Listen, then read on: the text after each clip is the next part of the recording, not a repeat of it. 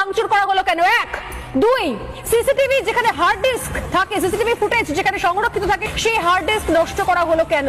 এটা উদ্দেশ্যহীনভাবে করা হয়েছে আদৌ সম্ভব? তিন, রেজিস্টার্ড বুক নষ্ট করে দেওয়া হলে, অর্থাৎ যেখানে লাস্ট 7 দিনের কোথায় কে আসছে, কোন ডাক্তার কোন ডিউটিতে রয়েছেন, কখন সই করছেন, কখন ঢুকছেন বেরোচ্ছেন, কারণ আমরা জানি যে এই ঘটনায় 4 জন ডাক্তার সন্দেহের তালিকায় রয়েছেন, একজন মহিলা ডাক্তারকে আজকে তলবও করা হয়েছে, তাহলে সেটাকে কেন জ্বালিয়ে পুড়িয়ে দেওয়া হলো?